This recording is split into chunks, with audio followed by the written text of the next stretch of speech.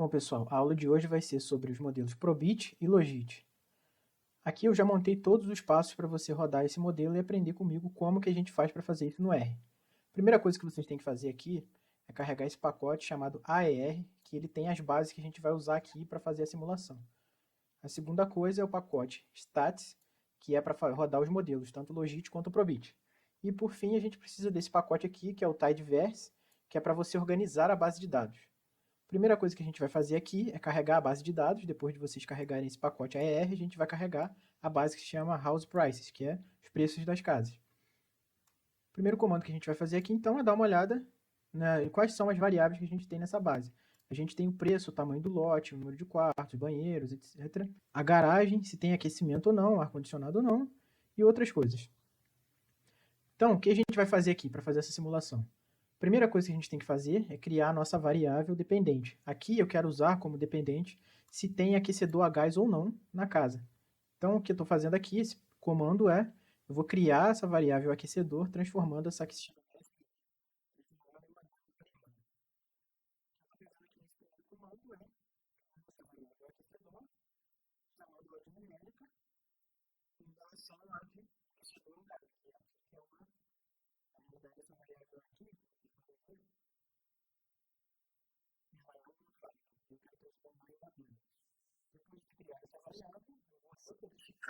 Usando esse. O que eu vou fazer aqui é recodificar então a base de dados para ela valer 0 quando a gente tiver 1. 1 aqui no factor é o não. Quando é 2, no factor é o sim. Então aqui eu estou chamando de 1, a minha dummy. O próximo comando que eu estou fazendo é fixando essa base de dados para eu rodar os comandos com base nela. Primeira coisa que a gente vai fazer aqui então, rodar o modelo Probit. O que eu vou fazer aqui? Vou nomear uma variável que se chama Probit, criar minha função, meu modelo que se chama Probit, vou rodar esse comando aqui, glm, e aqui eu estou rodando como dependente a minha variável aquecedor e as explicativas, o preço e o tamanho do lote. Aqui, a segunda parte do comando family, eu vou chamar de binomial, porque são os modelos binomiais, e o tipo de modelo que eu quero aqui, que vai estar dentro desse link, vai se chamar Probit. A minha base de dados aqui é o House Price. Rodando esse modelo, a gente tem esse output aqui do modelo. O que a gente pode tirar desses resultados aqui? Pelo fato de ser positivo, isso significa que existe uma chance maior de você ter um aquecimento a gás se o preço da casa for maior. E quanto maior o lote, existe uma relação negativa com o tamanho do lote e a existência de aquecimento a gás na casa. Provavelmente porque isso é mais comum em apartamentos. Mas eu não posso interpretar esses resultados aqui diretamente. Então, para rodar o Logit, a única coisa que eu vou fazer aqui é modificar isso aqui. Eu não sei porque saiu esse negócio aqui diferente, mas o Logit eu vou rodar a mesma coisa e na família aqui eu vou mudar o link para Logit. A única mudança que você tem no comando é esse. Novamente, se eu retornar o resultado, eu tenho aqui que com relação aos preços, a gente tem uma chance maior de você ter aquecimento a gás se você tem uma casa mais cara e quanto maior o tamanho do lote, menor a chance. Próxima coisa que a gente vai fazer aqui, em relação ao modelo Logit, é esse valor aqui que a gente tem de preço, por exemplo, ele quer dizer que isso aqui é o log da chance, né? E a gente quer a chance. Então, para você tirar a chance desse resultado aqui, você vai botar ESP, porque fazendo elevado ao log de alguma coisa, você retira esse valor. Então, você vai tirar do log da chance e vai passar a ter a chance. O que a gente tem aqui agora? Que o valor é positivo e maior do que 1 para preço, ou seja, casas mais caras têm uma chance maior de ter o aquecedor. E com relação ao lote, apesar de ser próximo, muito próximo de 1, esse valor, ele é menor do que 1, então quanto maior o lote, menor a chance de você ter aquecedor a gás em casa. Por quê? Essa chance aqui é a probabilidade de sucesso dividido pela probabilidade de falha. A próxima coisa que a gente vai fazer aqui, então, dado que a gente não pode interpretar os valores de fato dessas regressões, e sim a gente pode entender qual é a relação, se ela é positiva ou não, e a gente quer, na realidade, tirar o quê? Os betas, quais são os efeitos marginais. O que a gente vai fazer assim? Vai fazer aqui. A gente vai pegar o efeito marginal médio, não da média. Vou explicar qual é a diferença disso para vocês. Então aqui eu tenho um exemplozinho em que eu tenho 5 indivíduos duas variáveis explicativas. O que é o efeito na média? O efeito na média, eu vou tirar a média de todas as observações aqui, de todos os indivíduos, para a variável explicativa 1 e para a variável explicativa 2. Então, eu tenho aqui o 1 e o 2, eu tirei a média. Daqui eu crio um indivíduo representativo, que ele está na média de todas as variáveis. Ele é um indivíduo médio, ele pode nem existir. Por isso que esse é pouco utilizado, o efeito na média. Então, o resultado que eu tenho aqui é, por exemplo, do beta para o 2, que é o que eu quero calcular, o efeito marginal, no caso dessa segunda variável aqui, ele pode ser 3. Só que ele pode não ter nada a ver com a realidade, porque você não tem, esse indivíduo pode nem existir e o efeito que eu estou calculando é só para aquele indivíduo, é o efeito na média, para aquele indivíduo que está na média.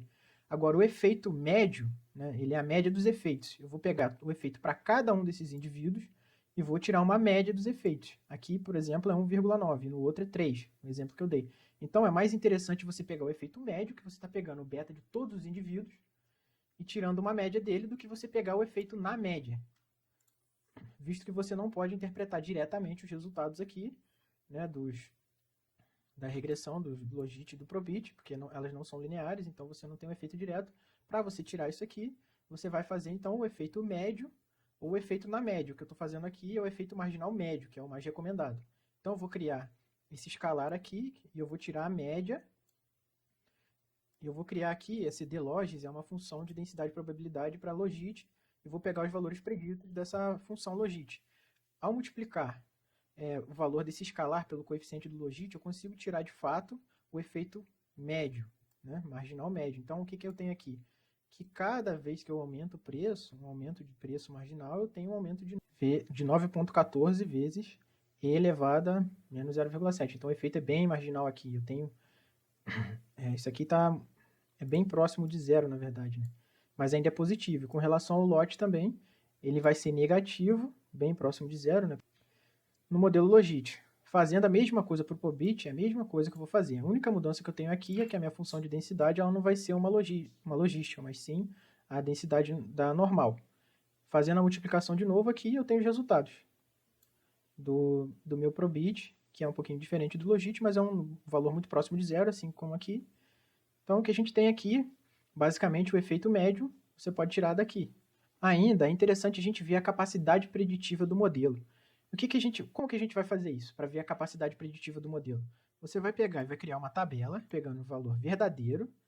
O verdadeiro é o valor da minha variável, do y, e o meu previsto vai ser o meu y chapéu. Estou chamando de previsto aqui o fitted do logit, no caso. Eu estou vendo a capacidade preditiva do meu modelo logit. Bom, fiz uma pequena modificação aqui para vocês entenderem melhor. Eu só mudei a variável dependente, eu criei uma que é ar-condicionado, existência ou não de ar-condicionado, eu rodei tudo igual ao anterior. E eu quero mostrar para vocês como que vocês fazem para saber, para verificar a taxa de efetividade da previsão do modelo, né? Quantas vezes ela previu corretamente os valores.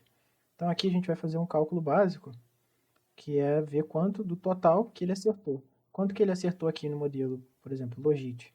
O logit eu tenho, quando não tem ar-condicionado, verdadeiro, e o previsto que não tem. Esse é o que ele acertou, 351, e quando tem, ele previu, é 11, né? É verdadeiro, tem 11, que ele previu e que, de fato, tem ar-condicionado.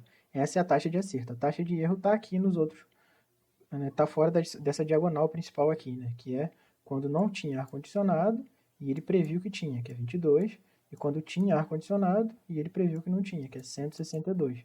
Então, como é que a gente faz para calcular essa taxa de eficiência do modelo? Quanto que ele acertou do total? Vamos fazer, então. Somar 351 mais 11 e dividir por 351 mais 11 mais 162 mais 22. Está aqui o resultado. 66% dos resultados ele acertou com relação ao logit. Agora vamos ver o probit. Probit eu vou fazer a mesma coisa. Vou pegar o que não tinha e ele previu que não tinha, e o que tinha e ele previu que tinha, e dividir pelo total, para saber a taxa de acerto desse modelo. Então vai ser 346 mais 66 dividido por 346 mais 27 mais 66 mais 107. Então, o que a gente tem aqui? Para esse caso, o Probit teve uma taxa de eficiência muito maior do que o Logit. Ele acertou 75% dos casos, enquanto o Logit acertou 66% dos casos. Isso varia entre os modelos, tá? Não necessariamente ele vai sempre acertar mais do que o outro, isso é uma coisa muito específica.